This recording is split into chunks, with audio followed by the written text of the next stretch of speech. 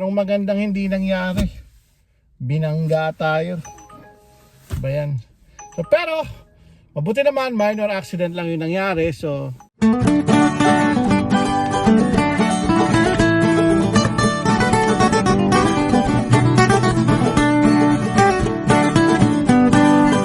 magandang tanghali mga ka-cubes. Ito po tayo, nagbabalik. Welcome back sa ating channel. So, bali ito, update muna tayo. Bali, 12:30 na ng tanghali. So, bali, si Esme ay may pasok kanina. Ang ating nag-iisang ikaw, drop off natin kanina yan. Nakikita nyo. So, bali ngayon pala is mafag na yung araw na to. So, simula kaninang maga hanggang ngayon mafag siya. So, bali, update tayo mga ka-cubes. Gaya nga na sinabi ko kahapon merong hindi magandang nangyari kagabi nung naghanap tayo ng pera sa kalsada. Kung kailan pa uwi na tayo kahapon, nagkaroon tayo ng minor accident. Binangga tayo sa likod mga cubes. So buti na lang hindi gaano kalakihan yung sira ng sasakyan. Hindi naman siya actually nasira. Bali nagasgasan lang yung bumper natin sa likod, pero kailangan pa rin ayusin yung nakabangga sa atin yun. So bali hindi na namin dinaan sa insurance. So bali ano na lang. So nakiusap kasi siya, natakot siya o nagmamakaawa na wag na daw idaan sa insurance. Sabi ko sige, okay lang. So pero siya yung sasagot ng kung ano man yung magkano yung magagastos sa pagpapaayos. Meron daw siyang body shop na kung saan niya dadalhin yung sasakyan ko ito. So sabi ko sige, message mo na lang ako kung ano. Pero nagpalitan na kami ng ng mga details. Siyempre hindi naman pwedeng tatakbuhan lang tayo nun. So dito hindi maaring walang insurance, pero kung less than below $1,000 kasi nasa sa inyo na yan kayo na mag-uusap niyan wag niyo na, hindi na ata isinasama yung insurance. So bahala na kayo mag-usap. Tsaka minor damage lang naman, paint lang, taga repaint lang yung gagawin. Hindi naman siya totally nabasag or what, wala. Buti naman yun lang nangyari, hindi tayo na-aksidente kasi naka full stop tayo, makakip sa stoplight. Bigla na lang siyang nung maggugo na, bigla niyang pinilit pumasok agad pa kaliwa. Ang lakas ng tunog, nagulat ako noon, kala ko laki ng sira.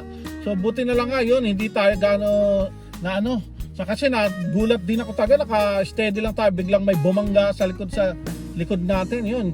So bali huminto kami sa daan, tapos tumabi kami, tinignan ko yung sira, yun. So buti minor lang, yan, papaktak to, yan lang yung naging sira niya, pero kailangan pa rin pintura niya, kundi gaano ng kalawang yan. Pagmumula ng kalawang yan, kaya dapat pinturahan yan. So yun, so bali ito, nag-offline muna pala ako mga ka-cubes. Sa pagharap ng pera natin sa kalsada, magbe-break muna ako, tanghalian, manananghalian muna tayo. So bali ito, so bumili tayo tanghalian kanina pagka-pick up natin doon sa loob ng mall. Bumili na rin tayo ng pagkain natin. Ayan, papakita ko sa inyo ang ating pagkain. So yan mga ka-cubes, sa Shanghai 360 tayo bumili. Ayan, so bali ito, so kakain na muna tayo. Tapos kita-kits ulit tayo mamaya. So mamaya hindi ko alam kung anong oras pala natin susundin yung ating nag-iisang ikaw. So bali update, ang kinita na po natin simula kaninang maga ay medyo mabagal taga, nakaka $98 pa lang tayo mga cubes. So tingnan natin kung magkano tayo itong buong araw na to. So yun, so bali ito, kain muna tayo mga cubes, kita-kits ulit tayo mamaya. So yun mga cubes, so habang kumakain pala tayo, so shoutout lang natin yung magandang comment na may nakuha tayo magandang comment nung nakaraan. Bali shoutout natin si Ma'am Maria Cecilia Calderon. Napakaganda po ng sinabi niya sa nakaraang video natin. Sabi niya, yun nga ito, andito pa, ipa-flash ko. Yan po yung sinabi niya. So, marami pong salamat Ma'am Cecilia Calderon. So, ang ganda po ng sinabi niyo. So, yun, tapos shoutout na rin tayo kila biyahe ni JB, kay Sir Anthony. So, yung regular viewers natin. So, ingat tayo sa daan dyan, Sir Anthony. Tapos kay Sir Benz. So nagtanong kasi siya kung ano daw yung apps na ginagamit natin dito sa paghanap natin ng pera sa kalsada. Shoutout po sa inyo.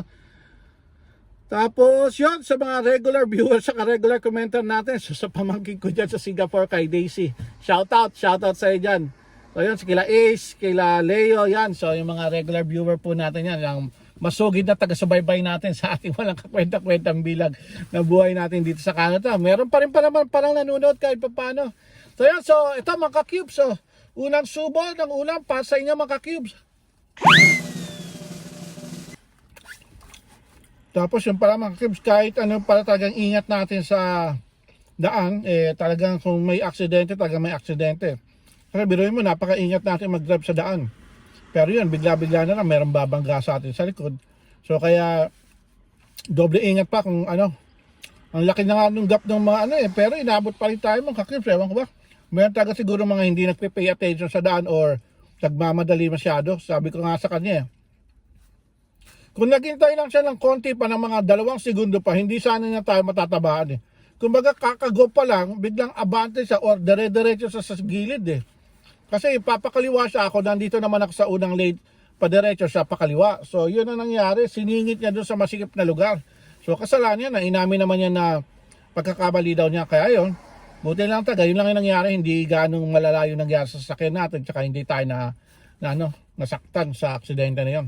So yun, sabi niya, lesson learned sa kanya, kaya talagang sabi ko, sige, bahala ka na. Basta ayusin mo yung sasakyan ko, wala tayong problema. Kung hindi, sabi ko, pupunta ako sa police or sa insurance mo. Yun ang sinabi ko sa kanya. So yun, kaya mga cubes, doble ingat po tayo sa daan, kahit saan man tayo, kahit naglalakad tayo or nagbabas tayo, ingat po tayo lagi. Huwag po natin kalimutang magdasal para pangalagaan tayo sa ating mga pang-araw-araw na ginagawa. So yan, balik kakain muna tayo mga cubes, gutom na tayo. Dire-diretso tayo kanina, pero ang liliit ng order. Pero okay lang, at least kumikita pa rin tayo, di ba? So yun muna mga cubes, kain tayo. Habang kumakain tayo, nakabukas yung app natin, so may pumasok na magandang order. St. Louis, dito lang sa tapat namin. Tapos $14 siya in delivery dun sa malapit sa trabaho namin. Kaya ito, kunin na natin, punta natin. Ano ba to? Ano itong kukunin ko rito? Okay. Wings lang. So yun, bali punta ko muna, susubo muna ulit ako tapos punta tayo dun. Few moments later. So yun, bali na-deliver na natin yung naging double order siya, naging dalawang double booking tayo ngayon mga cubes. So bali, for $20 yun. $20 yun, hopefully hindi tayo matitip bait. So isang lugar lang pinag-drop pa natin, same building, pero magkaiba ng restaurant, saka magkaiba ng floor. So yun. So bali ito, tingin ko tutuloy muna natin yung pagkain natin. Mamaya hanap tayo ng lugar, tuloy natin yung tanghalian natin. So yun, bali kita-kits ulit tayo mamaya. 1 hour later. So yun, bali update mga ka-cubes. Kakatapos lang natin mag-deliver, mag-drop off ng order ng customer. So bali ito sakto, alas 4 na. So bali sakto naman tumawag si Esme, sinag-isang ikaw natin. Natapos na daw nila yung trabaho nila kasi di sigurado ko ng OCUS. Dapat alas 5 pa, pero natapos daw nila na maaga, kaya eto. So susunduin na natin sakto, malapit lang tayo, hindi tayo nalalayo sa trabaho namin. So yun. So on the way na tayo, siguro 2 minuto lang, andito lang naman sa kabila yung trabaho namin, hindi naman ako nalayo ng delivery natin. Dito lang tayo. So yun nga pala mga cubes, bali ito, mga iba naman tayo. Ang daming yung pinag-uusapan ngayon yung tungkol sa mga international student na yun nga, naghigpit na yung Canada. Totoo po, naghigpit na yung Canada talaga. So pero, wag po kayo mawala ng pag-asa dyan yung mga gusto makarating sa Canada. Hindi lang po international student pathway ang meron. So bali, meron din po yung yun nga, sa permanent residency kung may pera naman kayo talaga. So yun, medyo matagal lang po yun. Tapos meron din po yung foreign worker, temporary foreign worker program kung saan po ako nagmula. So bali TFW po ako dati. Dati po akong work permit holder. So galing ako ng Dubai. So sa Dubai po ako nakahanap ng employer. To make the story short, nasa Dubai, OFW po ako dati. So for 8 years sa Dubai po ako nagtatrabaho. So balik-balikan lang ako sa Pilipinas. Tapos yun, dumating yung chance na makapag-Canada tayo. So ginrab natin agad yun. So bali doon tayo sa Dubai nakakuha ng employer yun nga. Tapos sa Pilipinas na ako nag-process. Umuwi muna ako ng Pilipinas, doon ako nag-process ng almost 6 months ata yung process na yun. Kasi medyo natagalan ako sa medical, tsaka sa LMO, yung labor market opinion noon. So medyo na-hold tayo sa medical. Inupuan yung taga nationwide yung results. So bali ang nangyari noon, si Mrs. tapos na okay na, approve na yun sa kanya. Yun sa akin, ako yung pinaka main applicant sa work permit. Ako pa yung nahuli. So kaya tumawag na yung embassy sa akin for yun nga, tinatanong ko nakapag-medical na ako. Sabi ko oo, tapos hiningi lang yung resibo ng medical ko. Tapos yun, after nun, passport request na. So ibig sabihin, visa granted na kagad ako nun. So March ata, kailan man na-grant yung visa ko nun, hindi ko na matanda. Pero nakarating kami dito ng Canada is July 2011, end of July 2011 yun, kami nakarating dito. So, kasama ko sa SB noon, bali, skilled worker yung nakuha ko, NOC, hindi ko na rin matandaan yung NOC class ko, kung tawagin, limot ko na po kasi yan, pero yung NOC ko, so ano siya, for skilled worker siya. So, naghintay lang ako ng 2 years, tapos noon, nag-apply na ako ng permanent residency. So, nanghingi na lang ako ng extension ng work permit extension sa employer ko, pero on my own na rin ako nag-apply ng permanent residency. So kasama si SB ganun din. So bali ako lang yung English exam, nag-IELTS pa ako nun dito. Yun, IELTS siya ng requirement para mag-PR. Pero ako lang naman, si Mrs. hindi na. So bali ako lang yung re-required nila mag-IELTS exam. Yun, so tapos noon, yun, apply ako. So saglit lang din. Bali nakapasa ako, hindi ko alam yung points.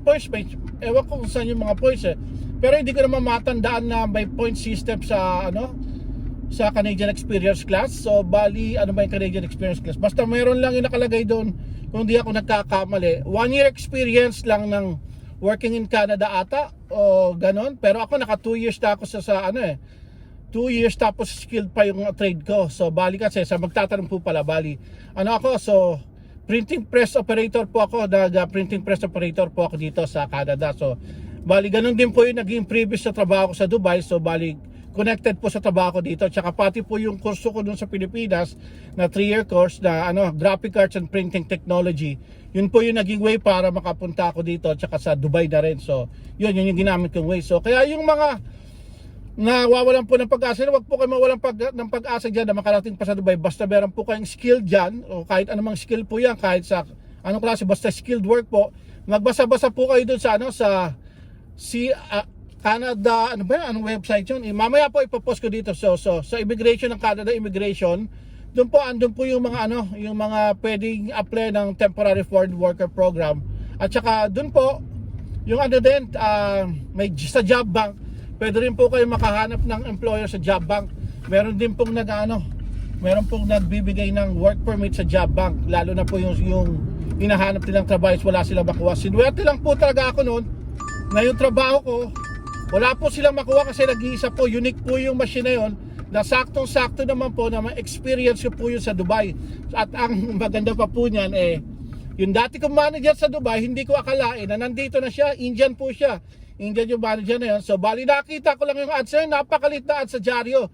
So since quality control po ako noon, nag-iikot-ikot lang ako sa planta sa Dubai. So tuwing umaga may dyaryo doon na dinideliver sa amin. So nagbasa-basa ako ng dyaryo sa classified ads. Nakita ko yung ads na napakaliit na yun nga, naghahanap sila ng operator sa Canada, immediate daw, tapos with experience sa ganung makina. Saktong-sakto naman. So yun, nag-email ako. Kinabukasan lang, wala pa mga ilang oras, since night shift kasi ko doon, nag-reply agad yun sa email. Nag-reply yun sa email ko. So yun yung manager ko yung sa akin. Yung dati ko manager na India na nag-reply sa akin na, yun nga, kung nakikilala ko pa daw siya. Tapos yun, sabi nga niya, kakausapin na daw ako ng HR nila. Kasi wala daw talaga silang makuhang candidate dito sa Canada. Mostly nag-a-apply ba, carpenter, ba, ganon. Pero yun pa sa makinang yun. So yun po nangyari. So bali mamaya po continue natin. Bali kasi ito susundin ko na si SB. Andito na ako sa trabaho namin. Andito na. So darating na siya. Mamaya kung tuloy po natin kwentuhan natin kung paano tayo nakarating dito sa Dubai. Sa Canada. Yun, update mga ka-cubes. So magandang gabi ng Sabado. So bali ito. So kakatapos lang natin maghapunan kasama ang nag-iisang ikaw natin. Bali ito. So pagkatapos kumain. Yun. So binuksan ko na yung apps ko kasi may schedule tayo ng 5:30 sa DoorDash o sa Uber Eats. Kaya ito. So may nakuha tayong order. So for $17 siya. $17.77. Double order siya. Double order yung nakuha natin. Chipotle. Tapos yung isa, hindi ko alam kung ano yung isa. Yun, nandito ako sa town center ngayon. So kukunin ko na yung order, pipick upin natin. So hopefully maka 200 tayo. Bali nakaka 150 na tayo kanina. Nakatulog pa tayo sa sasakyan kanina. Naghihintay ng order, naghihilip pa tayo. Grabe. So yun, so bali pick upin na muna natin itong Chipotle order. Tapos tignan natin kung hanggang anong tayo mamaya. Tuloy natin, kwentuhan natin tungkol dun sa kung paano tayo nakarating sa Canada. Yan. Kita nyo. Buhay na buhay ang mall dito talaga dito sa amin. Dito sa Ontario, Toronto. Daming tao kahit gabi na. Saturday, so ganyan karaming tao pag Sabado. Pero pag weekdays, wala talaga. So, araw ng galaan ngayon eh. Since walang pasok na bukasan, kaya ang mga tao nasa labas talaga. Pero tayo, syempre, since ano tayo, nahanap tayo ng pera sa kalsada. So para meron tayong panggala sa summer or spring. Magala rin tayo kasi sa pag-spring. Ayan, malapit na tayo sa unang pick up natin. Naka-double book tayo ngayon. Wala, sipote. Pick up muna mga kakibs. So ayan, so bali na pick up na natin yung dalawang order. Tawa kami nung Filipinong crew doon sa Wings and Crispy Burger. Kasi papakita ko yung pangalan. Hindi ko mabasa, sabi ko ito. Like, hindi rin na mabasa kasi in-check yung sulat. So wala rin naman number, hindi namin alam. So nagtanong pa siya doon sa kasama. Ito ba yun? Malay ko, sabi niya. O yan na yun, sabi ko kasi wala naman number na nakalagay. Mamaya makikita nyo, ayan, sabi, ano po name sir? Sabi ko, hindi ko alam, marunong ka ba magbasa ng check? Eh dito, wala rin pangalan kasi nakalagay dito. Number lang.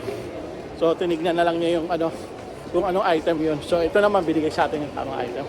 So yun, tara, balik na tayo sa sakyan. Dito na pa, ito pa natin. Yan, so balan, pulis natin natin.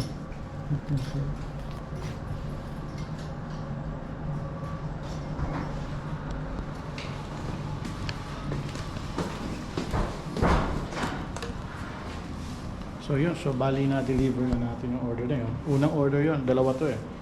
So isa naman. Medyo malayo-layo to, ilang kilometer to. Walang signal sa loob. Ano ba yan? Baba mo tayo, dadalo ito.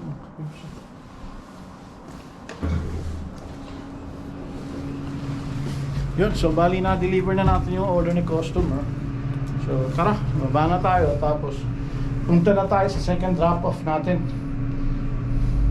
Ano kaya kalayo to? Ayaw, wala signal. Mamaya na lang mga ka-cubes. Few moments later. Mga ka-cubes, so time check. So 7:40.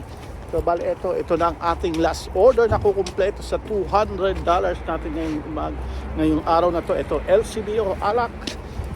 So bali lumapag na naman tayo para maka 200 na yung araw na to. So yun, so nagbunga naman ang ating sipag at tiyaga. So ito, so papasok lang sa loob. So kita-kita tayo mamaya. Isang item lang. So yun, so saglit lang tayo. Bilis nating nakita yung tequila. Kasi konti lang naman ang variant ng tequila dyan. Tsaka nasa isang lugar lang sila. And since kabisado na natin, ayun, na-pick up kagad natin. So hopefully, so ewan ko kung magtatagal pa tayo. Pero since nakuha na natin yung $200 so tignan na lang natin kasi mag-e-edit pa tayo ng video tapos kwentuhan na rin tayo siguro mamaya-maya. So yun muna mga ka-cubes, deliver ko muna to sa customer.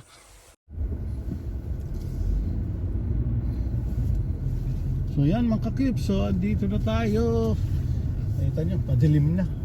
Madilim tayo nag-umpisa, madilim din tayo matatapos. So ganyan talaga eh. Yan ang diskarte natin dito. Gusto mo ng easy extra money pag weekend, ito ang mabilis na solusyon.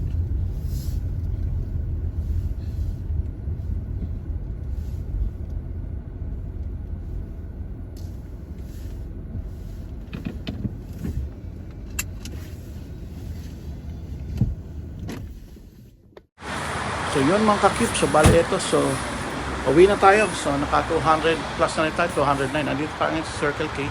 So bali bibili tayo ng Tim Hortons para may pasalubong tayo sa nag-iisang ikaw natin.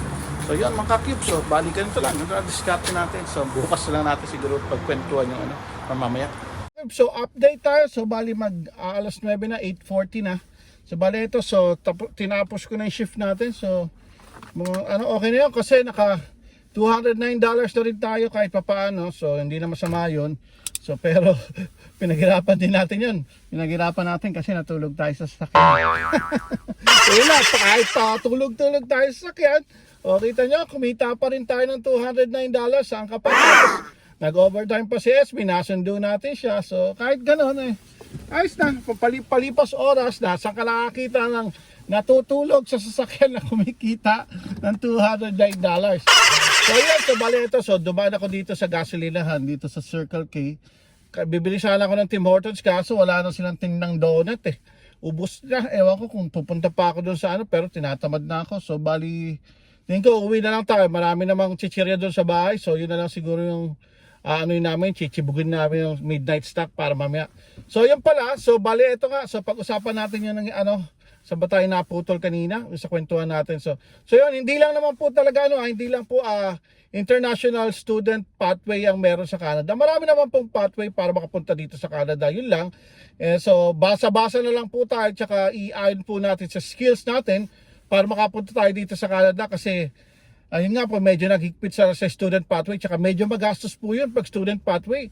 So mas maganda po is kung meron tayong skills, yun po yung gamitin natin para makapunta tayo dito sa Canada. Kahit wala po tayong diploma, ako po, bali 3-year course lang po yung kinuha ko sa Pilipinas noon, tsaka yun lang, ang pinanlaban ko lang is yung experience ko sa trabaho, tsaka yung yung skill po, yung level ng skill ko is maganda dito sa Canada. Kung sa Pilipinas o sa Middle East, worker lang talaga yung skill na yun. Pero dito po, ang blue collar po dito, yung mga blue collar kung tawagin, yung pa po yung mas importante kaysa sa mga supervisor o manager. Mahirap nilang palitan yung mga operator nila, yung mga blue collar.